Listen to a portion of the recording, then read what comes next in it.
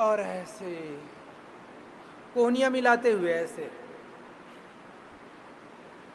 श्वास भरते हुए, फिर दूसरी तरफ से ऐसे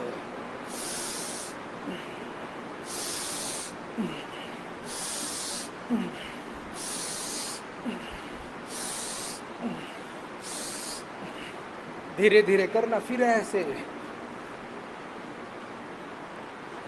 जिनके कंधे जाम हैं, फ्रोजन शोल्डर की जिनको समस्या है, उनको ये अभ्यास अधिक कराते हैं। बाकी ये सबको एक बार तो जरूर करना चाहिए। ऐसे रिलैक्स, दोनों हाथ ऊपर उठाना, श्वास भर के ऐसे खींचना आराम आराम से।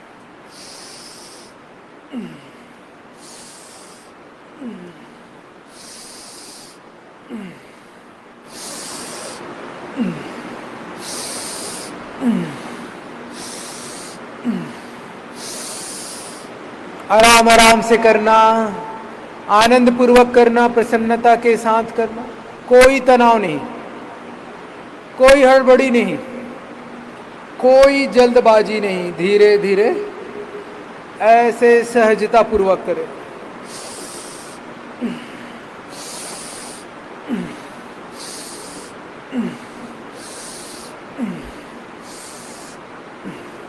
रिलैक्स। अब दोनों हथेली इंटरलॉक करके सिर के पीछे लगाना।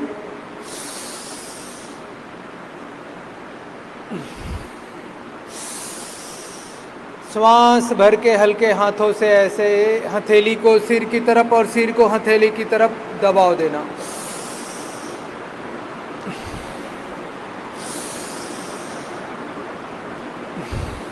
नेक्स्ट, अब ऐसे दाएं हथेली दाएं कनपट्टी पे,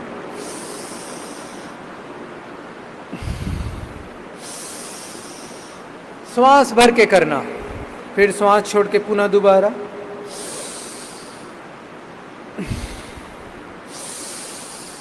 जिनको तनाव अधिक रहता है वे बीच बीच में ऐसे अभ्यास कर लिया करें। जिनको सिर दर्द है, नींद नहीं आती है जिन्हें, ये मस्तिष्क के लिए बहुत ही अच्छा सूक्ष्म व्यायाम है।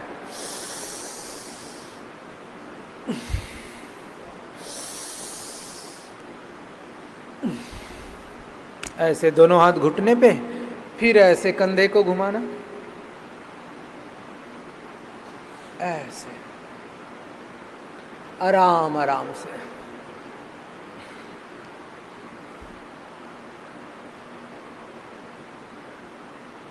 दोनों तरफ से, आगे से पीछे, पीछे से आगे। श्वास भरते रहना और छोड़ते रहना। पूरा योगाभ्यास श्वास प्रश्वास पे आधारित है। जितने गहरे आप डीप ब्रीदिंग करेंगे, लंबे गहरे श्वास भरेंगे और छोड़ेंगे, उतना ही आपको लाभ मिलेगा। तो एक एक आसन, एक एक प्राणायाम में जैसे यहाँ बताया जाए वैसे ही आपको श्वास प्रश्वास पे पूरा फोकस करना है।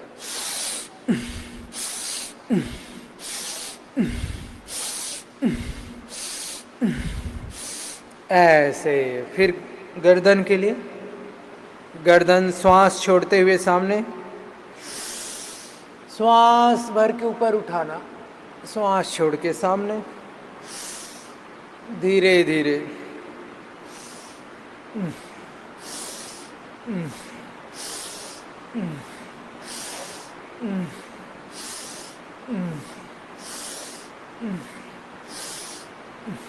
ऐसे फिर दाहिने तरफ ऐसे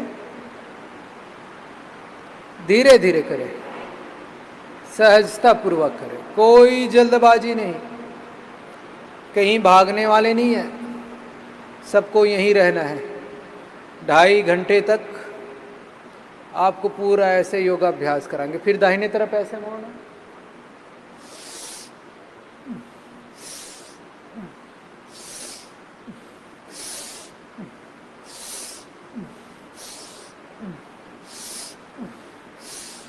ऐसे फिर गोल गोल घुमाना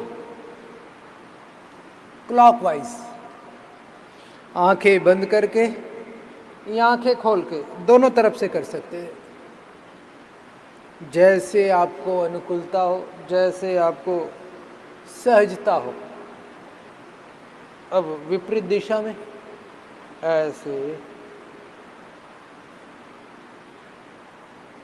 ये सूक्ष्म व्यायाम आपको बता दिए।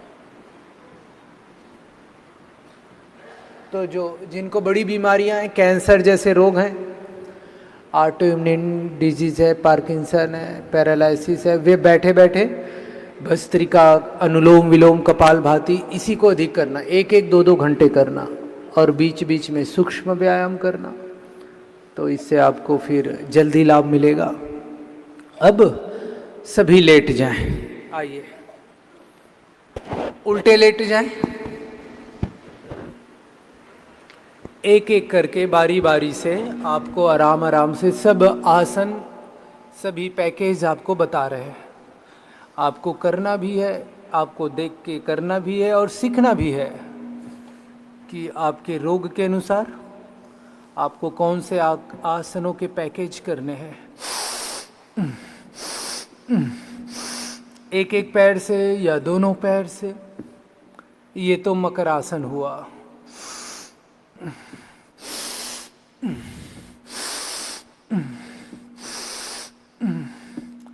इसमें भी लंबे गहरे श्वास, एक एक श्वास जब ऐसे लंबे गहरे आप लेंगे तो फिर देखना पूरे शरीर से विषाक्त तत्व जो शरीर में दोष संचित हो गए हैं, वात, पित्त और कफ का जब असंतुलन हो जाता है तो इन्हीं को दोष कहा गया है। जब ये असंतुलित हो जाते हैं तो इसी से शरीर में व्याधियां, रोग पैदा होते हैं। वात, पित्त और ये कफ, ये सबके शरीर में होता है और इसके बगैर गुजारा भी नहीं है, लेकिन ये संतुलित रहना चाहिए। इनका संतुलन बिगड़ जाना ही सब रोगों का कारण है। जब हम योगाभ्यास करते हैं, अपनी दिनचर्या अच्छे से करते हैं, हमारा खान पान अच्छा होता है, हमारे थॉट, हमारे विचार अच्छे होते हैं, तो फिर ये पूरा शरीर हमारा संतुलित रहता है। ये दिल भी, ये दिमाग भी, ये विचार भी सब हमारे कंट्रोल में रहता है। इसलिए योगाभ्यास करना, योग ही एकमात्र उपाय है जिसमें पूरे शरीर को हम साधते हैं, पूरे शरीर को निरोगी बनाते हैं। और परम पूज्य गुरुदेव बताते हैं ये रोगों का मिटना, इन बीमारियों का मिटना, ये तो सहज बात है। योग करेंगे तो बीमारियां तो मिटेंगी ही, बड़ी बड़ी बीमारियां मिटेंगी।